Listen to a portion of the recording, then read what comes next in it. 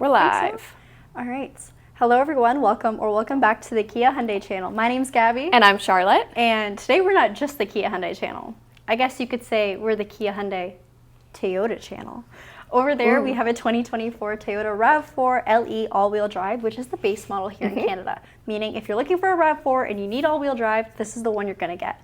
We're gonna go over price point and we're gonna give you the facts today. I should say a big disclaimer, although we do work for Kia, and of course we love the Kia product, we love the Hyundai product, we're gonna make this review as unbiased as possible. We will voice our opinions, but every time it's an opinion, we will mention that it's just our take. We wanna know what you guys have to say, and that's why we're live streaming it, so you can actually type down in our chat box what you think about either vehicle. We're also gonna give you the facts, so when it comes to powertrain, seating, dimensions, all of it, we're gonna give you the true numbers. And the numbers don't lie in this situation. And like Gabi said, when we are talking about our opinion, we'll be very clear to do so. Something that is incredibly exciting about the RAV4 behind us is... Do you want me to follow you? It's here. Okay, it's here. It's here, and it is available for sale. So if you guys are looking for a RAV4 and want to skip the wait of a factory list, we've got one right here. It has 255 kilometers 88 kilometers now because we drove it. Because we drove it, yes. So it's got 288 kilometers on it, and it's 2024, so. And then of course, if you are more interested in the Kia Hyundai product, we do have a Kia dealership. It's Brantford Kia, where we film every single day. But on top of that, we also have 2 Hyundai stores, Brantford Hyundai and Owen Sound Hyundai. Any of these stores will be happy to assist you in all of your car buying journey or needs, whether it's Kia product or used product. Now, with that being said, I kind of want to give a background information to how we got this RAV4 because we're obviously not a Toyota store. It was traded in on a new Kia vehicle. So 250 something kilometers when it actually came to our store. The owner, or the previous owner, bought it, didn't like how he fit in it. So comfort was an issue for him, so he traded it in on a Kia Carnival, which is our minivan, so definitely something a bit bigger, more space, fit his needs a bit better. So that's the background behind it. Other than that, it's a brand new car, so we'll get into that. Yeah. I don't think we have to give the 3 reasons why, because we mentioned what we do, why we do it. What we do, why we're here, and the little extra things we got. Yes. So let's jump right into it. Right. We're gonna do this video a little bit different today because we have 2 makes and models. We're gonna do exterior, then interior for a little bit of a better comparison. And Gabi is going to start us off with the exterior. I'm gonna grab the camera, switch that around, and let's rock and roll. So I'm gonna start off with what I'm familiar with, which is of course the Kia product. I know Kia, we've driven Kia, and this specific Kia Sportage, this one physically here, is one of our service loaners. So that's why there's leaves in here, that's why we have our dealer plate on there. It's a car that we drive every single day, and we even put our customers in because we trust it. It's a good, reliable machine. Now when it comes to the engine, this is a 2.5 4-cylinder gasoline engine. Your horsepower output is 187 and torque is 178 pound-feet. You get an 8-speed automatic transmission, all-wheel drive on this specific trim level. It's called the LX all-wheel, and it's a solid machine. The price point is, I wrote it down, hold on. The price point, it's about $1,000 cheaper than the RAV4, I know that, and it's priced at $32,245 Canadian before taxes and fees. Now the RAV4 is priced at $33,150 Canadian, so about $1,000 more, just under, and that is again, of course, for their base model with all-wheel drive. This vehicle, the engine's great. It does have a little bit less horsepower than the Toyota RAV4, but after driving both of these vehicles one after the other today, I do think I prefer how this engine responds. It's far more sensitive to driver input, especially when it's in sport mode. This vehicle wants to go. There's absolutely no hesitation from a stop to a go on this car. Now, let's talk about the RAV4. So we have another 2.5 4-cylinder engine. So I'm gonna pop that as well. You do get a hybrid option in both of these cars. So if you're looking for a hybrid or a plug-in, you can do so. I totally just opened the fuel door instead. I'm not used to where everything is exactly yet. We'll get a look under the hood. Oh. All right. I might just hold it for this one. Okay, under the hood, 2.5 4-cylinder, 203 horsepower, and 187, I think, pound-feet of torque. So very close to the Sportage when it comes to the torque. Oh my gosh, I'm so not used to Toyota's way of doing things. This is live. This is a live stream video. Okay. Nice and closed. Very smooth. All right. So from the front grille, they're very, very different. Of course, Toyota has their signature style. This body style was introduced in 2019, and Kia's body style for the Sportage was refreshed or restyled in 2023. So a fairly newer design for Kia. I do like the way the RAV4 looks. I think the only reason why I do is because it reminds me very much of the Tacoma, the 4Runner. So it's drawing off a lot of inspiration from those vehicles, which I do love. Nonetheless, it has a more aggressive front end appearance, where the Kia Sportage, I think, has a more modern approach, so something a little bit more futuristic. Both of these vehicles have LED headlamps. You also get LED daytime running lights and positioning lights on the Sportage. If you're looking for fog lights, both of them are available with LED fogs on higher level trims, but again, these are just the base models. I'll talk about the wheels on the RAV4 because this is where I got a little bit disappointed of what they look like for the price point. So these are 17-inch wheels, but they're steel wheels with covers. Womp womp. Yeah, so it is something I would like to see, having a nice actual alloy. Of course, right now our Sportage that we're filming does not have alloys, but that's just because we're on our winter tire package. I will show you online what the wheels do look like if you were to purchase it brand new. The stock alloys are very, very pretty, I will say. So back this way, we're gonna walk very slow because our floor is a little bit of a mess right now.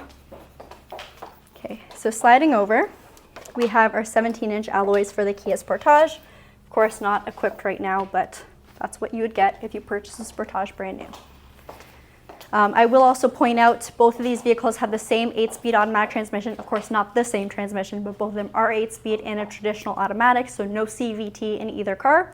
You get 2,500 pounds of towing capacity on the Sportage, 1,500 pounds on the RAV4, so a little difference there. The fuel tank is a bit larger. It's 57 liters on the RAV4 and 54 liters on the Sportage. You can go a bit further, so 722 kilometers for a full tank, of course, depending on how you drive, is rated on the RAV4, and it's about 565 on the Kia Sportage. So A little higher. a little higher? Yeah. All right. I'd probably put it closer to 6. Okay. Yeah. As a daily driver of the Sportage. Yeah. Charlotte has a Sportage. Now, when it comes to style of the vehicle, you have a lot more black accents on the RAV4. It's kind of fleshed out right now because, of course, the body paint is black, but around your window trims, there's nothing too special. It's just black molding. So I'll have Charlotte showcase that.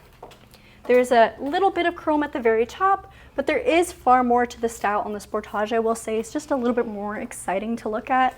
So we have this beautiful satin chrome piece around the windows and tying into the end of the vehicle. When it comes to safety, the Toyota is standard with forward collision avoidance, blind spot detection, and lane keep assist. So great safety features. The Sportage also has forward collision avoidance and lane keep and lane follow assist, but no blind spot detection in its base level trim. Move up trim and you get a ton more safety features. All right, coming up to the back, we'll do Sportage first and then hop over to the RAV4. We have our 4X badge on the bottom right, and that indicates that this is an all-wheel drive vehicle with terrain mode, so you get snow, mud, and sand mode with your all-wheel drive system. Looking at the trunk space, it is a manual liftgate. And of course, it's super dark back here, so it's hard to film, but there is a lot of space over here. Our service customers do like when they get the Sportage because it's something that they can fit into their lifestyle. There's a lot of room. So lengthwise, very good length. It is more usable cargo space than the RAV4. Another thing I really do like about the Sportage, where I think is a little bit of a win, is the fact that if you need to knock the rear seats down, there's a lever on both the left and right side that you easily pull, and it drops the seat down just like that, nice and quick. So you don't have to walk around to the side, especially if you're parked somewhere busy where there's lots of cars around you. If anyone is looking for the specific numbers as for what the cargo space is like for the Sportage, with the seats up, so as you're using it as a 5-seater, you're at 39.6 cubic feet, and then with this seats knocked down, you're at 74.1 cubic feet. So a fair bit of space back there. You have a space-saving spare tire back here and a fair bit of room on the sides of it for extra stuff you might need in your vehicle. A lot of our customers will do a first aid kit or maybe an emergency blanket, so there is room for whatever else you might need to put back there. Now let's take a look at the RAV4. I keep wanting to call this the Sportage or the Tucson because that's what we're used to filming. All right, so we open it up, and again, a really good amount of rear space. Something I love about this is the inclusion of those LED lights in the back, so it makes entering or putting stuff in at nighttime or dark situations a bit easier. You do have D-rings on the floor that are used for cargo covers or whatever kind of accessories you might need to pin down to your floorboard. The The only thing I think is a downside here is, like I mentioned, it doesn't have levers to pull and knock down the rear seats. So if you want to do so, you'll have to come to either the left or right side, or both if you need both sides down. Come over, grab this toggle, give it a pull, and it goes down nice and easy. So almost a completely flat fold down, just like the Sportage. And again, if you're looking for strictly the data, back here with these seats up, you're at 37.6 cubic feet. With the seats knocked down, you're at 69.8. And like I mentioned earlier on today, we did drive both of these vehicles. We drove them back to back, and we drove them with an open mind. I do like some things about the Sportage, but there are some things I really prefer about the RAV4 that I was pleasantly surprised about, but we'll talk more about that later. Now, I think we'll switch to Charlotte. Okay, fun. So that means it's time to hop into the inside, and as Gabby mentioned, we drove both of these vehicles today, or both the Sportage and the RAV4, and we filmed it. So we have that video coming out for you guys soon, so if you have not subscribed or liked this video, please take a minute and do so now. But let's start with the Sportage again, because again, this is comfort, it's what we know. And let's look at some of the key styling differences, because I feel like we're getting into kind of the more controversial area when it comes to Toyota. A lot of people say that their design just is not quite up to par, that some of it is outdated. So let's see if that is the case, and I'm curious as to what you guys think too. So of course with the Sportage, you can give it a little bit of a pan, but a lot of the differences are gonna come down to the screen, of course how the center console is set up, and also the seats. Well, not really the seats are both leather, or cloth in both of these vehicles. For your infotainment, you do have the 9-inch screen here, and also you have a digital speedometer and tachometer, and in the center you have a 4.2-inch TFT LCD supervision cluster. Oh, 8-inch screen. Oh, no, this is 4. This is 4.2. That one. Is it 8 inch or is it not? Yeah, 8 inches. There we go. I don't know where 9 came from. Let me take that off. All right. So that's going to be one of the huge differences. Of course, also configuration. Some of the key details that I really enjoy in the Sportage is some of the styling. Of course, you have your vents that very much mimic the headlight unit on the front of the vehicle. Also, you have some more luxurious features like this trim, and then also some piano black buttons. I think that adds a little bit more of a luxurious touch to the vehicle. Traction controls over here. You have an electronic parking brake over here too. Great features. Let me grab the camera and I'll film the inside. Oop, oop. The steering wheel was the biggest thing for me, like change. Yeah, so I want to take a minute and look at the controls. Now, if you are familiar with the Kia Hyundai channel, you know that we typically say your convenience controls or your media controls are on this side, and then we have your driving controls. So it's going to be a fair bit of contrast when we're looking at the RAV4. I love how this is set up. I find it to be quite minimal, but also very easy to navigate. Like, it's very easy to go and to cycle through different options. It's easy to cycle through that 4.2-inch screen. And I find it very intuitive, where even if you're not familiar with the Kia or Hyundai brand or product, this is very easy to figure out, especially because it also has your cruise control, lane keep assist, everything along those lines. Now, something I do like specifically about the Sportage and the LX, either the LX front wheel drive or the LX all wheel drive, is that you do have real buttons, which I know is a game changer. You do not have the switchable infotainment or climate cluster that you do when you go up a couple trims. So you still have real buttons and dials here. And then your gear shift, you still have heated seats. And then, this is a little tricky. We also have drive and terrain modes. We're gonna have those both in the RAV4. I will show some of the differences, or maybe I'll have Gabby, or gimbal, boy. oh no. Okay, I think it's better now. I'll have you take that back then. All right, what are we talking about? We're talking about drive modes and terrain modes. Oh, I think we should also talk about how we noticed a difference in them today. Absolutely. Or should we make them stay tuned for our next video? No, we'll tell you guys. Yes. Don't worry. So like I said, is you have drive modes and terrain modes. So for drive modes, you have normal, sport, and smart. Normal is just normal, sport a little bit more of an aggressive throttle response, and then smart is designed to be your most fuel conserving. Mode. For terrain modes, we also have snow, mud, and sand. So again, those are going to help with your traction depending on the inclement weather that you may experience to reduce any excess wheel spin that you might have when you come across them.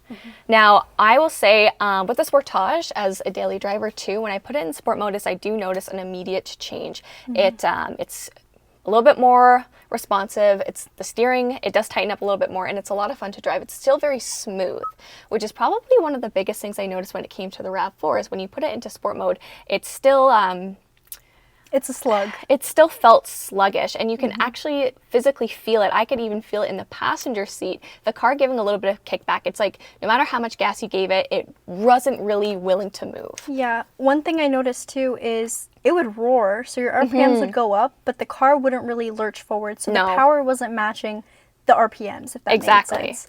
So it was a very noisy ride. Yeah, well, that's another difference, is that it was a noisy ride, even though both of them were on all seasons. When I was in that RAV4, I thought that it sounded like you were driving with your winter tires on just on drive pavement, so a little bit more road noise than you would get here with the Sportage. But other than that, still a super, super enjoyable ride and lots of great features. For other features in here, you know, we still have our USB and USB-Cs. We've got 12 volts, a fair bit of tech still. For convenience features, we get great cup holders. I really like the cup holders here. Yeah, so these are your changeable cup holders. And then another feature that we have in the Sportage that we do not have in the RAV4 is going to be the inclusion of auto hold. So what we have that in the RAV. It's just under a different name. Oh, where is it? The brake hold. Oh, golly. So we also have idle stop and go. Yeah, that's something that makes it a little bit hard, is because Toyota calls it something else, right? Yeah, I'm searching for like buttons, and I'm searching in the controls. So, I mean, feature for features, these two trims, they go very, very head to head. They're very close. It really comes down to the drive, and I think that's what we got to tell our viewers. Yeah, I think that if you have the opportunity to drive them one after the other, definitely do so. If you want to come here and do it, we'd be more than happy to help you out. One of the key differences that you're going to see in the Sportage is also the amount of space. Is this vehicle, it is slightly bigger, it's longer. There's so much room between me and Charlotte. Yes. Like, I'm not touching her. And the Sportage, in terms of passenger headroom, shoulder room, leg room, and also in the back seat for the second row, is it does have more of leg room, headroom, shoulder room, everything like that than it does in the RAV4. And that was something I did notice, is I noticed that I have, you know, way more clearance above my head. I'm not worried about this coming down and hitting me in the head while I'm driving. I did have a little bit of apprehension with the RAV4. I'm like, how do people who are taller drive and not hit their head with the visor, as silly as it is? So if comfort and passenger comfort specifically is something that you're after, the Sportage is going to be a really good contender for that. And a smoother ride. And a smoother ride. Did you talk about the screen already, Char? I talked about the screen. Take a look at it. So you do have the ability to use CarPlay, and it is wireless in this one. So in the RAV4, it's only wired. So having the inclusion of wireless Apple CarPlay is excellent. I love that. So Kia's had wireless, or not wireless, but Apple CarPlay and Android Auto in their vehicles since about 2017. I believe Toyota only introduced it in their late 2019, early 2020 vehicles. So they have been behind on the Apple CarPlay and Android Auto trend. But they're in the game now. So but they're there, so that's what matters. Yes, that is what matters. So, and you're going to see a big difference between the screen too, as for how it's set up. Their screen, it is with phone connectivity, and you do need a subscription service, which of course we do not have set up, as this vehicle is for sale. But here's ours: connectivity, radio, quiet mode still, and then still able to go and access through. Running a little bit of older software, but no problems there. I'll show the glove box. Yeah. Just an average glove box. We got our manuals in there. Did you talk about climate control? I did. Yeah. Perfect. It's there. All right. Should we show the back seat just for some space comparison? Yes, and I will say this trim piece adds a nice touch to in here. Okay.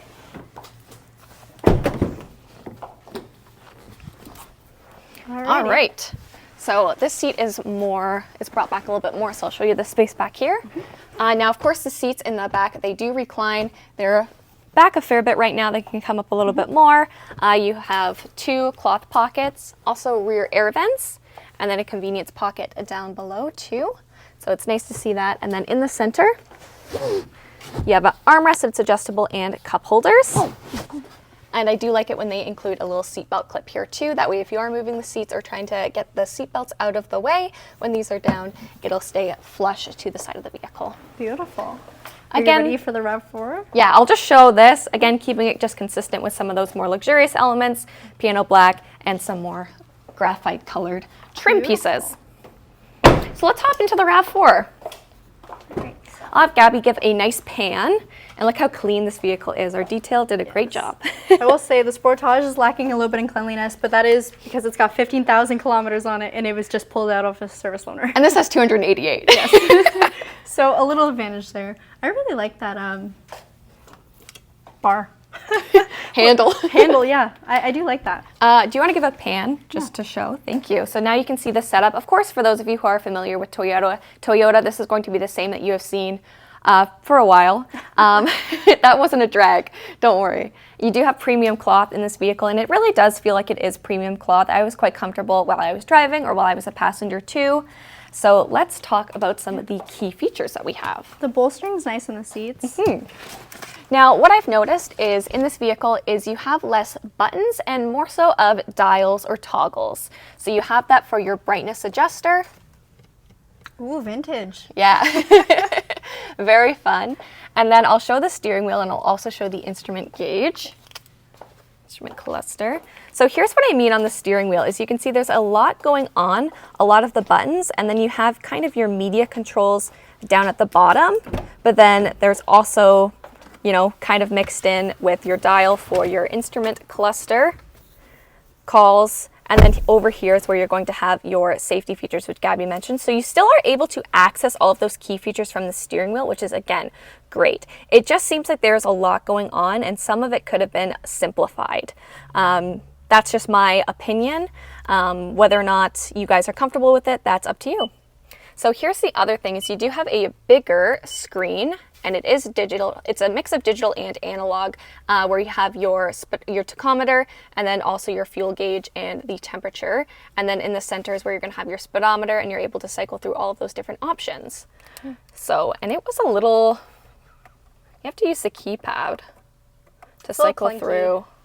So I don't quite find it as intuitive, but that could just be me. Maybe I just need to spend more time. And then you have your screen. So you still have an 8-inch screen in this vehicle, and it's up very high. It's not built in or framed in or anything like that, but I still like this look. I think it is nice.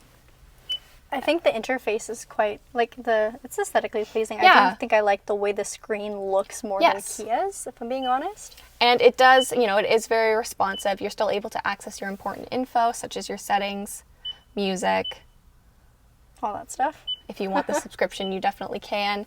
And then in the center, we're going to have our climate controls. Now these dials, they're huge. You definitely cannot miss them. They are very, very big. So you will definitely be able to set it to your preferred temperature. Yes. That's not going to be a problem. I don't know if I like how big they are, but again, that's just my opinion. That's just personal styling. And then down, you're going to see that we have more of these toggles. So for your heated seat, you either have high or low, whereas in Kia, you've got a couple more options. You've got the three presets. Thank you. Yeah. Traction controls in the center, which is interesting. I just find that a little bit interesting. How it's over there. Yeah. Yeah. All Same of with our your Kia parking brake vehicles too. are over there. Yeah, parking brakes here. That's your auto hold button. So very There different. we go. That's super different than Kia's. There's idle, stop, and go. Yep. In the center, you still have places for connectivity and a 12-volt, not as many as you have in the Sportage. And then down at the bottom is where we're going to see our terrain modes and then also our sport drive modes. Yes. I don't know why I'm saying sport modes. So drive and terrain. Yep, so these are going to be pretty similar to what we see for Kia normal sport, and then instead of smart mode, they've got eco, and then what is your terrain modes. So they have rock and dirt. I think that's really fun. We did not get the chance to test that out because we do not have the our topography is not suited towards that, but I think it would be fun to try. Again, found it a little bit sluggish when you're giving it on the gas. It wasn't quite matching what your RPMs are like, but you know, only you can really tell. So take the opportunity and go and drive one if you can. Yes, certainly. I do like that these are nice and deep. I wish that it was the smart or adjustable cup holders, but I think that there's good depth there. And then we can show the glove box. You have 2 USB-Cs in there. USB-Cs? Toyota, you've outdone yourself. Yeah, so this is the one thing I do want to mention is when I was in Calgary this summer, I had a 2018 RAV4 as the vehicle that I was driving. And if I'm being completely honest, it was the same interior. So that was, you know, It's a vehicle that was at that point 5, almost 6 years old, so it would have been nice to have seen something different come through, but I know that things are going to change as you go up in trims. However, I don't think that they change as much or make as big of an impact as maybe the Kia Sportage as you change in trims. Right. I also like that the Sportage has a fair bit of trim variants. You have a little bit more options, and I think as you go up, you start to see value more and more. Yeah, I will. I'm totally on page with you there. I do think comparing base to base, it's hard because they're both really good vehicles. Yeah. And when you're looking at a base model, because some of my customers will come in, they're like, honestly, I just need a car. I don't care. Like, I need to go to point A to point B. Yeah, I don't need collision avoidance. I don't need any of that stuff. I just need a car. And both cars are great in that sense. The Toyota has that great brand image. It's got a sunglass holder. I can't even move the camera. It's not moving. All right, yeah, sunglass holder. But yeah. Oh, boy, that is not working. There we go. Okay, maybe we need a different camera for gimbal. Different gimbal. I think I want to talk a little bit about our drive again. So when I drove it, I really like driving trucks. Yeehaw. And I did find, oh, why does it keep moving? I found that this vehicle rode a bit more truck-like. I felt like I was higher. There is an extra inch of ground clearance, but I don't think I would really notice it that much. Just the elongated hood, how everything's a bit higher up. I like the feel of that, but I also know some people would be totally on the opposite side and prefer something that feels more like an SUV. So it really comes down to driving it. Also, the engine noise didn't bother me that much because I do like hearing my engine, but it's just the lack of kind of throttle response that I was looking for. That's what kind of made me There's not a lot of input Yeah. when it comes to... Yeah, when I step on the gas, I want to go, and this car was just a little bit reluctant to move. Yeah. Do we want to show the back seat in this vehicle, and then we can answer some questions? Absolutely. I don't like that the live chat is kind of being a little bit wonky for us today. We can't see your guys' comments right now. It's kind of all of them are clustering up together, so I don't know if we're getting hated, like if Scotty Kilmer sent his Toyota gang on us, but... Oh, so scared. So here we are in the back seat. Again, super comfortable. Definitely can't feel that I have less space than the Sportage and less headroom too. Now, as you change in trims and if you add a sunroof, you're going to get even less clearance, and that's in both vehicles, of course. I do like that you have rear air vents. And down at the bottom, you have USB-Cs too. So that's something that the Sportage does Did not have USB-Cs in the back. You've got one cloth pocket here. In the center, you've got an adjustable armrest too, and cup holders. And this seems a little bit wider than the Sportage too. I have to give them props for including the design in the rear seats. I do think that adds a really nice touch. I think it's very nice. Yeah. They are comfy cloth seats. I've got to say, like the doors, the finishes on the vehicle, I mean, there's nothing fancy about them or crazy, but they are nice. There's definitely nothing too basic about this car, which shocked me because I was expecting to hop in the RAV4 and snore, like yawn, but it is quite impressive. It really surprised me. And one more look at the front end. So blacked out grille. You do have adaptive cruise control in the base trim, which is something really nice to see and something that you don't often find in a base trim. And then the Sportage grille with the distinctive boomerang style daytime running lights. And again, that license plate is our dealership plate. It's not a customer's car, so. Okay, let's see. Gimbal is not gimbaling right now. There we go. There we go. Okay. Warranty. Do you want to talk warranty for a second? Yeah, for sure. So of course, you guys are probably going to be familiar with Kia and Hyundai's warranty. You have your 5-year, 100,000 kilometers, and included in that is going to be 5 years, unlimited kilometers of roadside assistance. With Toyota, you're going to get 3 years, 60,000 kilometers, and again, you only have your roadside assistance for 3 years. Yeah, unlimited kilometers though. Which I think is crazy. Like, I cannot compute for the fact that I have a longer warranty on my dishwasher than on a vehicle. Yeah. Which I think is, you know. That's fair. That's fair. For someone like me who drives so much, my car is at 50,000 kilometers and I've had it just over a year. Yeah. That warranty wouldn't really cut it for me, if that makes sense. So, I don't know. A lot of people saying RAV4, okay. David said sleek design. Thank you, David. I don't know about what car, but all right. Gabby, please find out about the Kia truck. So unfortunately, no information has been presented to me. I do know it's going to be an electric truck, and it's supposed to be larger than the Santa Cruz, so I'm thinking more like a true half-ton truck. How tall are you guys for size reference on the vehicle? Me and Charlotte about 5'3", 5'4". Taller shoes today, though. I bet the Kia is easier to drive in these heels. Both of them were easy to drive considering our shoe choices, and I did drive in heels today for these vehicles. I had to do the true test. And both of them honestly were a pleasure to drive. I do prefer the handling of the RAV4 as opposed to Kia. Both of them are good, but that was just my preference. Of course, the ride height I like more on the RAV. Throttle response and just general vehicle response and comfort on the Sportage was better though. So cabin noise, comfort, kind of just how used I was to everything, how user-friendly it was. That's where the Sportage certainly takes the lead, but the Toyota does have advantages for sure. Let's see. The instrument cluster for Kia for me, the RAV4 looks dated. That makes sense. Japanese, you can never go wrong with them. The RAV4 is more comfortable and handling's better. I will challenge you on comfort because the Sportage I think is certainly more comfortable. However, totally depends on you and what you like in a vehicle. But handling, it was very impressive on the RAV.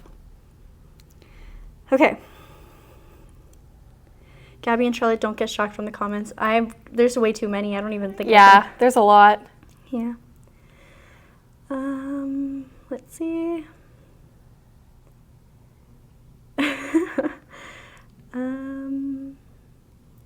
Let's see, that's a nicer steering wheel. Yeah, I think the RAV4 steering wheel itself is nice. Yeah. I don't like how the features were laid out on it just because, maybe it's because I'm not used to it. That could very well be it, but I just didn't find it to be too user-friendly. If Bulletin Blair is on, I would love to see what he has to say about the RAV4 because he used to have one. Actually, I think I did see his name. Let's find it. Oh, MG's asking if I would choose the RAV4 over the Sportage. So I am actually a daily driver of the Sportage. That's my ride. And there are a lot of things that I like about the RAV4. It definitely feels very sturdy. It feels like it isn't going anywhere really on the road. And I thought that the handling was really great. The one thing I can't get behind, especially because I am in so much stop and go traffic, is just it going from a stop. It does not move as quickly as I'd like it to. I think the Sportage is a lot more responsive to that type of stuff, and that's the bulk of the driving I do. Let's see, Gabi, what's the RAV4 like to park in a spot at Lime Ridge Mall? Okay, so I'm glad you asked about parking this vehicle because a major issue I had with Toyota in the past was the fact that you could get a fully limited RAV4. Mind you, this was like a year or two ago, so the software was changed. You get a fully limited. That's a very expensive SUV, very, very expensive. And it looked like my Nintendo DSi from way back when you took a photo on that. The photo quality was horrible on the cameras, and I know you should still be looking around, but still, if you're paying so much money for a vehicle, you want your camera to be legible, and I couldn't see. It was bad. But this one's way better. This one's awesome. It's great. Yes. It's got dynamic guidelines. Comparing it with the 2020, the 2020, it looks like it's filmed through a bubble lens. Yeah. Okay, I'm trying to find Bulletin Blair's comment, and I just can't find it right now. Someone was asking which has more interior space, especially in the back, and that's going to be the Sportage for every area of interior space. It's got a little bit more room. Cool Dude asked, do you get any incentives in Canada when you buy an electric vehicle? In the States, dealerships offer you free charging for 2 years or free installation of a level 2 charger in your home. So we don't have any, at least in Ontario, we don't have any sort of charging incentives. However, we do have vehicle purchase incentives. So you get $5,000 off from our federal rebate. And depending on the province you're in, it might be even bigger. So I know Quebec does have a provincial rebate as well. So you can stack them, which is quite handy. David is asking, does the RAV4 have a space saver or a full-size spare wheel, and it's got a space saver? Oh, I realized I didn't show that. But yeah, it does have a space-saving spare. Someone also said, I see steel wheels on the Kia. I thought they were alloys. These are just the winters. So these are the winter tires on steels. But yes, they do come with alloys. We showed a photo of the alloys that they come with at the beginning of the video too. I was so excited when I was like, oh, we have a Sportage to film against the RAV4. This is going to be great. And then I realized it's our loaner that's on steel wheels. And it's on steels, and they look terrible. I truly think this vehicle way stands out aesthetically wise when it does have its proper all season with alloys on, but unfortunately we live in Canada and it's snowy and gross outside. So. Someone's asking, will the Let's Drive series return? And yes, we filmed both of these vehicles, putting them head-to-head test driving today. So that'll be coming. Stay tuned. David said, again, the Sportage eats up the RAV. Thank you, David. All right. So, will the Let's Drive series return? Did you ask that already? Yeah. Oh, okay. Sorry, I heard. I do the same thing as you. I know exactly what you're thinking. I heard, but I didn't. Okay. Oh, please answer my question. What is the wait time for an EV9 pre-order? So I'm going to say it very much depends on what trim level you're looking at. However, we're seeing these vehicles fill pretty darn fast. So almost all of our orders have been validated and are being built. I want to say under a year. So. Let's talk about wait times for these vehicles for brand new. Yes, awesome. So I called Toyota today in town. Thank you, right for Toyota. And they said that if you were looking to purchase this vehicle new from factory, you'd be looking at 6 months, maybe a little bit over. And that's for that trim level. And that's for this trim level, yes, the LE all-wheel drive. For the Kia Sportage, depending on the trim, you're probably looking around 3 to 6 months. Usually our lower trims can come in a bit quicker and higher trims being a bit longer. But this does not account for our hybrids and plug-in hybrids. So both Kia and Toyota offer both of these vehicles in a hybrid or plug-in configuration. Kia is definitely struggling with their plug-in hybrids and hybrids. However, Toyota is struggling way more for their plug-ins. Last I heard, it was about 3 years for a RAV4 Prime, which is a long time. That's a long time. Yes, but thankfully Toyota doesn't like to make too much changes. I was going to say, at least their tech won't change. So, that was not a dig, it was a joke. We're just joking. Yes. We joke about Kia too, don't worry. Oh, Blair said the RAV4 had a lot of positives, but it felt like I was driving a car designed for old people, outdated styling. Thank you. I totally get that, especially in the previous body style. My neighbor had one, and it was just kind of like, you want to yawn when you get in the cabin. So, all right. Hit the like button, everyone. Yes, so thank you, MG. If you guys don't mind leaving a like, a comment, maybe even a subscribe if you haven't already, it would really help out our channel. I would like to do more comparisons like this. Of course, this is by chance. We just so happened to get that brand new RAV4 traded in. But if we can source a similar vehicle to our typical Kia and Hyundai stuff, I would absolutely love to do more comparisons like this. It's a lot of fun. So let us know what you guys think. We should probably end off our video because we're at about the 35-minute mark. Ooh. So please subscribe to this channel if you haven't already. Please leave a like and a comment. And yeah, anything else you want to add? I don't think so, other than stay tuned for the rest of the videos we're filming with these vehicles. If you want to see them on the road, in action, and what we think of it as a drive, we'll be honest. So those videos will be posted very, very shortly. All right, on that note, bye. Bye, guys.